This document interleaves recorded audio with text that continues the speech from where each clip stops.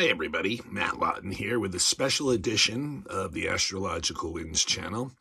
And I'm going to do what I like to do every quarter and do a little mundane astrology, and that is astrology of like politics and society by looking at this time, the solstice chart set for Washington, D.C. In this case, I'm going to look specifically at the United States and what's in store for not only the next 3 months, but I really think the solstice chart has an imprint on the next year, really, of the United States. So this is, a chart that'll really show a lot of the social and political climate of the next quarter and the next year, 2022, and in particular the winter quarter. But I really think I see the beginning of the year as when the light starts to return at the solstice. So I really think this is almost like a new moon, like a seeded chart that really reverberates all through the next year until the next what's the Capricorn solstice or winter solstice in the northern hemisphere.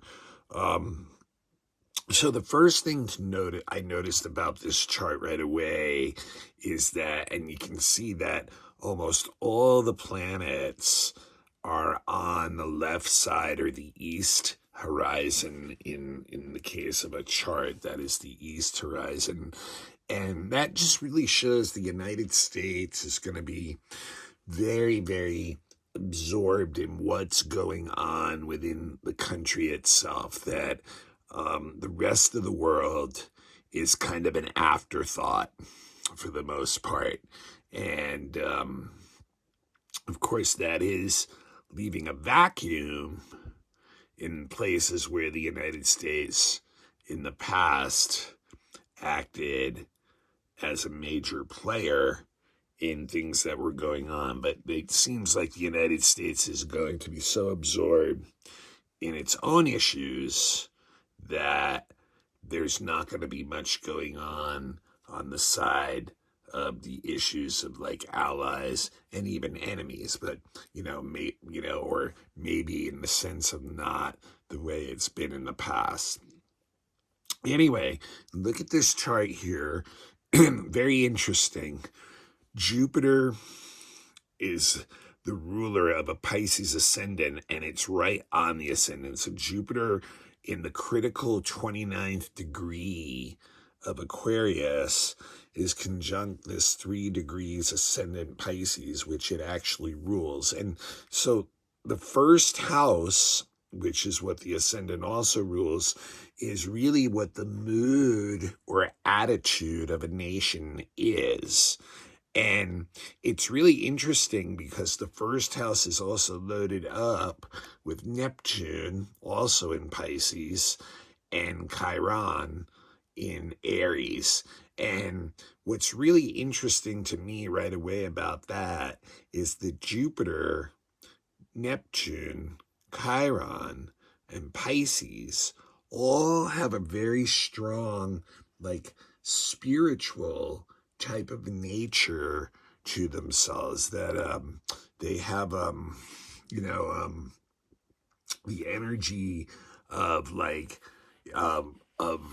spirituality and religion and values and inspiration and like a bigger vision for the future. It's interesting too that Jupiter is in that critical 29th degree of Aquarius, where it's been for the better part of the last year. And remember, last year, right around this same time, right on the solstice actually, Jupiter and Saturn made their great conjunction at 1 degree Aquarius. So you can see exactly a year later, Jupiter goes through each sign in approximately 1 year.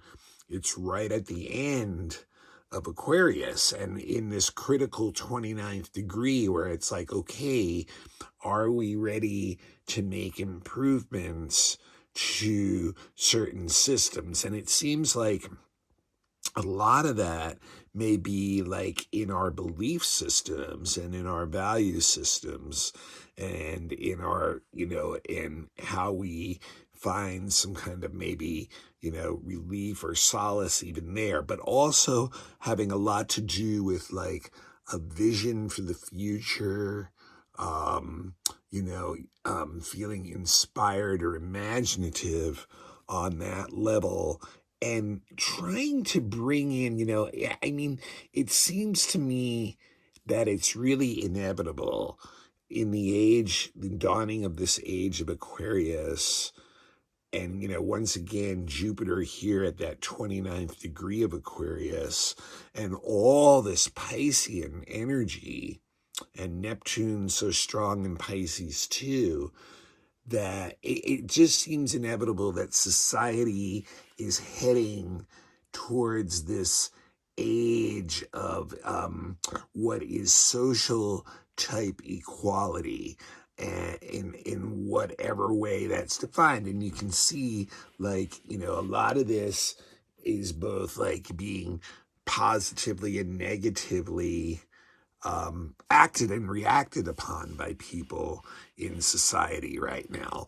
So it's really interesting, but it doesn't seem like no matter how much certain others may want to hold on to older values and the things that have worked before, that the evolution of into the age of Aquarius and equality and like a melting pot and an overcoming of differences and on societal type levels between and among people themselves seems to be really inevitable, and that's what this really shows a lot of too, that that there's a lot of focus by people on that kind of level themselves, and so like that's coming through as a nation. Now what's interesting too though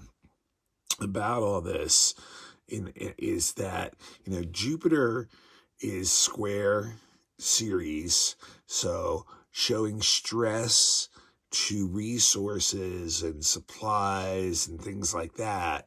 So that may be something that's blocking right now the ability to move forward in that direction. And then also, when you think about Neptune and Chiron, both in the first house, that's not really a good thing because, like I said, the first house has a lot to do with what's going on with the nation as a whole, and therefore like the attitude. And with Neptune and Chiron there, you would basically say feeling lost, feeling misled, feeling misinformed, feeling deceived, feeling wounded, feeling hurt. And you even look at the aspects that are going on right now. Chiron is in a square with Mercury up in the 11th house, showing that, issues with Congress actually and what's going on there are making people feel wounded and hurt on one level. And then it's, it's interesting and so there's, so when you look at this, despite maybe like this evolutionary consciousness that's going on a societal and maybe spiritual even level with many people, there's also a great sense of loss and wounding that's going on with the attitude of the nation as a whole in this chart, and therefore something that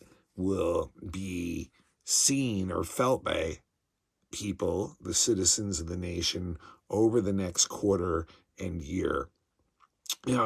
It's really interesting too. The second house has to do with like the assets and money and the values, things like that of the nation. And it really, when you look at this right here, you have both Eris and Uranus, the two planets, or planet and planet, planetary body of chaos in the second house. And Uranus also retrograde and right in that tight square right now, the final exact square to Saturn, which was the aspect of the year of structure falling apart.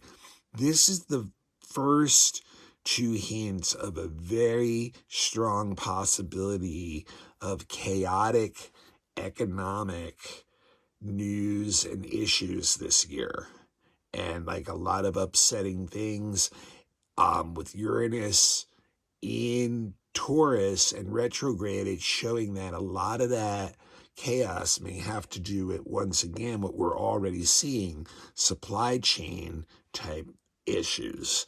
And then Eris is unaspected here, so it could get really, really kind of crazy there. And it's interesting too, because Mars is the ruler of the second house and it's conjunct the South Node. So it's showing that old ways of doing things are not going to help in this situation very much. And then here's the second thing that I think, really, if you take those two together as one, and even when you think about the Neptune and Chiron back in the first house on the attitude of the nation, what do they say in politics and in elections? It's always the economics, or it's the economy, silly. Is that how the quote goes? And, people can feel really hurt the nation can feel really hurt if there's some kind of economic downturn. And I think we're, already seeing that, the supply chain issues of the past year are really hurting the nation's attitude in general, because it's holding it back from the way it normally functions, which falls once again into that category of structure falling apart, Saturn square the Uranus. You're going right back to that Uranus shaking things up.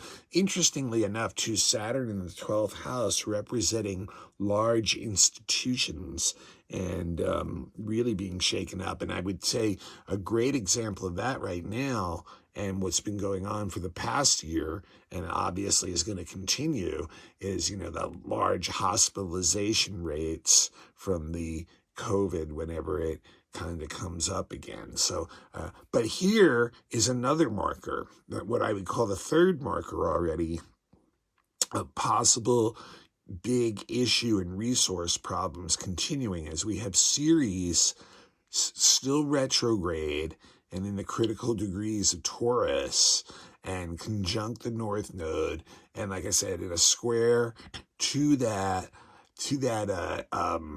Uranus. So this is like showing, like, once again, this is showing that like transportation issues, education issues, information issues, all those things that we do every day have really been affected by, what's really been the COVID, but also like resource issues too. So they're almost like, we can see how these issues really start to tie together. But this shows once again, school, education, schools, transportation issues coming up because of resource issues. Higher gas prices is one of the things it could be, or just the COVID shutting things down, the shortage of truckers, all those things fall into that area. So you can see this is going to be a continued thing too. Now you go to the fourth house. Oh, and the third house, incidentally, is ruled by Venus, which is retrograde. Now Venus rules money and finances too, and it's retrograde in Capricorn. So once again, the old way, the old structures of doing things are not working, not able to help out in these situations. And the Pluto conjunction there is really showing, the depths of how far that can go. And, and it could go pretty deep. Go to the fourth house and it's empty. Gemini on the cusp means Mercury is the ruler of this house. And this is the house of like real estate and the homeland and nationalism and things like that. And Mercury right now is in the 11th house up in Capricorn, where it's really into like a serious kind of decision-making processes way of thinking. And it's really tied up in the whole 11th house thing of what is going on in Congress, because it really is affecting things like that. The 5th house is ruled by Cancer, the moon, and the moon is actually in the 5th house. And the moon represents the people or the public in a mundane chart, and it's strong in the 5th, but it's opposite that Venus retrograde Pluto. So I think people are seeing that Congress is a lot of the problem. That's what's going on with economics and things like that. And I think like the entertainment industry, the pop star industry, that part of our nation is really got a good connection with the people. Like they're moving together on a lot of these things, even the trine to Neptune, and showing that like they're sharing a lot of the same ideals. So it's really interesting on that level, that the moon down there in the 5th, but in that strong opposition to that very intense Venus retrograde Pluto conjunction in the 11th, which I really think is just Congress really not being able to overcome relationship issues to get things done. And so the people really kind of getting upset about that, and really probably, even like I said, like using entertainment and pop star people to help express that frustration. Now you'll notice the 6th house is empty too, and it's also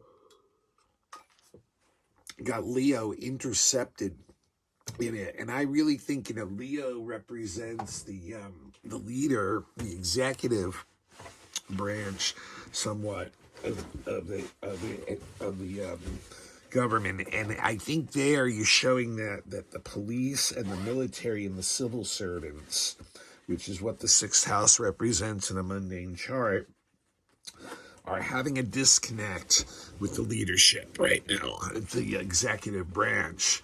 So there may be some trouble on that horizon too. And you can see once again the moon is ruling that house, the Cancer cusp there.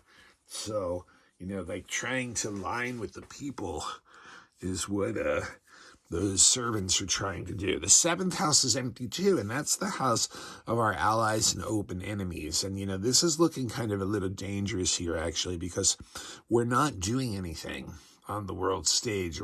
We've kind of taken a back seat because of all these problems in our country. And then you have Mercury ruling this, and Mercury's in that 11th house where Congress is also kind of stuck, and it's also square Chiron. So we can end up, getting hurt by not doing much, in here. And then even the 8th house, here's another signature of possible international and world economic issues this year, ruled by Venus retrograde in Capricorn, the sign of business, and the sun and the planet of finances in a very weak position, conjunct Pluto, in charge of the 8th house of international finances and multinational corporations. So we can see there's 4 or 5 things that are pointing out in this chart. The economy and finances and resources can be in serious trouble this year. The 9th house has to do with the judges, the judicial system, law, universities, and it's very interesting here. It's ruled by Mars, and Mars is actually in that house in Sagittarius, conjunct the South Node, which to me shows that the judicial branch is holding on to the past and their own belief systems instead of really reacting to the new age, the Aquarian age. And so it's very, very interesting on that level too, of seeing that energy tied up there with Mars. And and you go to the 10th house, and that's the house of the executive branch, and the sun, which actually represents the president, is in that house, which normally would be strong, but there's a yod going on here between Ceres and the moon, and that. So I think that and the president, and so what I'm thinking here is there's going to be events that have to do with resources that are going to suck the people along with it, that are going to affect the relationship they have with the president, whether for good or for better or for worse. But like, there's just going to be events that have to do with resource, things like that, transportation, education, things like that, that are just going to, affect a lot of people, and therefore affect the way people look at the president. It is interesting. Sag does rule that 10th house, which is that Jupiter, where he's really trying to push his agenda, but it's being blocked by a lot of these like resource issues, by a lot of these congressional issues, and meanwhile people are feeling hurt and lost. The 11th house I've talked about a lot already. It's the house of the executive branch, and we can see here there's a real battle going on with that Venus-Pluto conjunction here in there, and even the Mercury-Juno conjunction. That's like trying to create some dialogue and partnership, but it can be very difficult for people to get at with a conjunction, for people to get out of their subjective way of looking at things. So Congress really stuck with that. Now, there is a lot of good ideas. You can see Mercury's trine Uranus about how to do it, but can they get it together enough? It really looks dubious. And, Saturn's ruling that house too, and Saturn's in that square with Uranus. So the structure of the way Congress used to work is just not working anymore. That is the art of negotiation. So once again, another institution that is structurally under a chaotic condition and changing, and not, really working well while that's happening. And then the 12th house, and I mentioned this a little bit too, Saturn is in it.